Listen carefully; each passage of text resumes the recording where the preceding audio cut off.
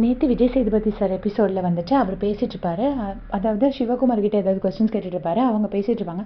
பேசிகிட்டு இருக்கும்போது இங்கே பார்த்தீங்கன்னா ஆனந்தி வந்துட்டு அப்படியே மஞ்சரியோட தோளில் சாஞ்சு அப்படி பார்த்துட்ருக்காங்க.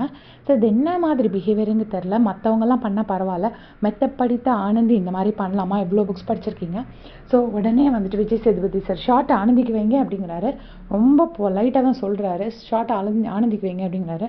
உடனே சார் இல்லை சார், அவர் பார்க்குறத தான் பார்த்துட்ருக்கேன். அவனே இல்லைம்மா ஒருத்தவங்க பேசும்போது அப்படின்னு சொல்லிட்டு அப்படியே கோவத்தை கண்ட்ரோல் பண்ணுறாரு. சௌந்தர்யா கிட்டேருந்து கற்றுக்கிட்டீங்களா அப்படிங்கிறாரு. ஸோ சௌந்தர்யாவை ரொம்ப கேவலமாக அசிங்கப்படுத்தியிருக்காருன்னு தான் சொல்லணும்.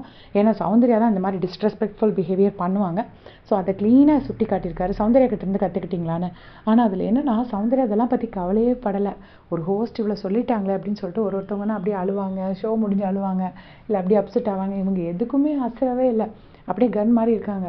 உடனே இல்லை ஒருத்தவங்க பேசும்போது அப்படி பண்ணுறது தப்பு இல்லையாங்கிறத அந்த சென்டென்ஸை கம்ப்ளீட் பண்ணாமல் சொல்கிறாங்க. ஸோ லாஸ்ட் வீக்கும் இந்த மாதிரி தான் நிறைய ஹோஸ்ட் மாக்கிங் பிஹேவியர் இருந்தது.